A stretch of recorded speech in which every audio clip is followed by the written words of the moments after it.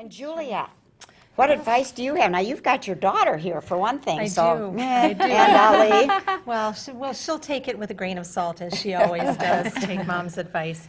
I would just say, I know Betty and I were talking earlier about the importance of perseverance, and I guess that would be my biggest piece of advice, is when you are setting out to do something as monumental as to create a book, it can seem just overwhelmingly large, and what you need to do is to break it down into manageable pieces for you. And some days that manageable piece might just be, today I need to do some soft writing, the process where you're just maybe taking a walk around the park and just letting your mind wander to come up with the inspiration that you need. You can't force inspiration to come. It comes at its own whim, and you need to take advantage of it.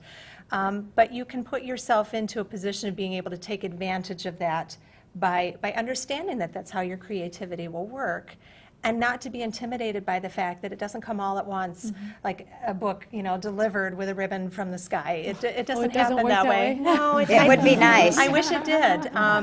The truth is that, and I can't speak for anybody else, I know for myself that this book came over a number of years in fits and starts. Sometimes life interfered and I wasn't able to do the writing that I needed to. Sometimes it was inspiration. Sometimes it was, I was struggling with character development, and I just, the character was saying, that's not me. Stop making me do that. And I couldn't figure out what those pieces were. So the most important thing for me that I would give as advice is to say, don't give up when you hit those pieces, because that's a normal part of the process. It's part of the process. And it makes you, I guess, it feels more gratifying when you work through those, because you know that you stuck with it and you still managed to get through those hills and valleys of the inspiration process and came out on the other side with what was always meant to be there. Julia, what would you say in terms of starting out in that first paragraph and creativity? I would echo what Betty said about don't focus on the first sentence, because I think that was what the initial question was there is so much pressure to think this is the first sentence. And if they don't get hooked by this first sentence, the whole book is lost. You can't think about it like that. Because for me, at least, my first sentence probably changed 50 times before the book was finished. And it was affected by things that I learned in the process of writing the rest of the book. Things that happened to me during the course of the writing changed what I wanted that opening to be, how I wanted the reader to feel, what I wanted to draw them in with. So don't get hung up on the thought that it's a first sentence. Your first sentence of your book may be the last sentence chronologically that you write. So don't get hung up on that. And I think in terms of jotting down bits and pieces, I'm not an expert on cookbooks. I would be the first one to say I need a really good cookbook, and Lindsay would probably second that. But I would say in terms of one of the things that helped me to get started in a really concrete way with fiction writing, at least, was I do something that's like a character map. Only there's no diagramming or anything. I write the character's name, what I think it's going to be, because that changes also. And then I write down every single little thing I can think about that person. If, what do they smell like? Do they wear perfume? What is their hair texture? Do they have a nervous tic or a habit? Is there a favorite color that they like? Is there something quirky about them that makes them different?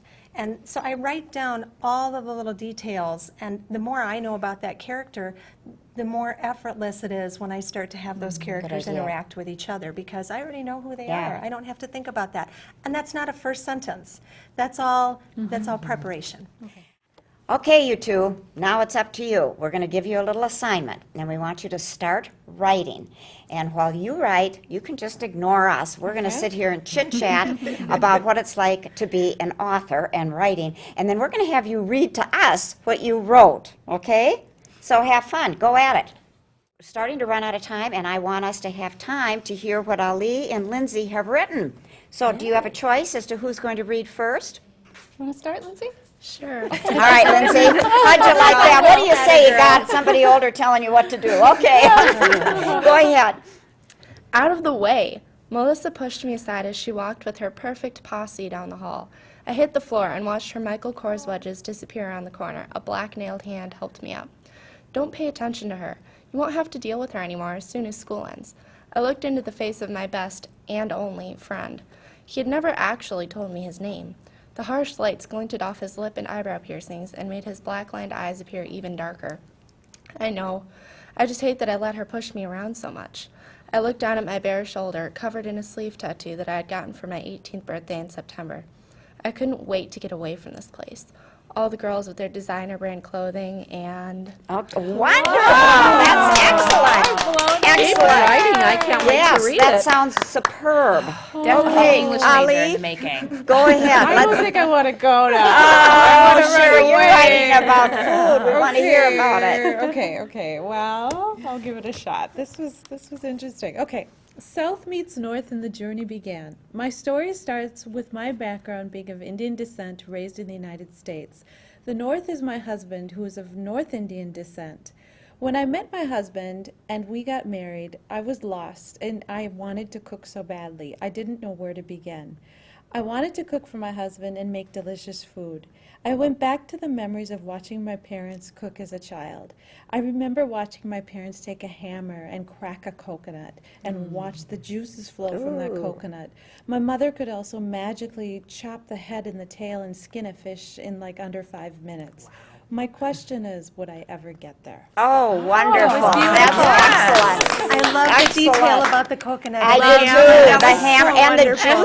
juices, so that was applying to those senses. That was excellent. Beautiful. Drew me in completely. Yes. Drew me in. I think the two of you are off to a grand start, don't you? Yes, Absolutely. It's wonderful. We are. Teachers, right. Well, I think you are. I have to say, as I was writing this, though, what I appreciated was you said just some, your collective words were just let it come and don't be afraid about like that end product. And I think for me, I just started writing, and and then you said think of your own story, and that's so true. We all have something to offer, right? And I think I was too tied up in what you said, you needed to just let go. So that helped. That was helpful. Was there anything in particular that they informed you about that you found useful? Actually, I started off with Melissa, the prissy girl, and I used the character mapping that my mom mentioned. And I Moms actually, come handy once in a while. and I wound up developing a whole different character Oh, out great, of Melissa, great. just the complete opposite of her. Great. It sounds like your advice was helpful for them. And I hope that the advice that you heard today might be helpful for those of you that are contemplating writing that all-important book. So thank you for joining It's a Woman's World, and we'll see you in the next session. Bye-bye.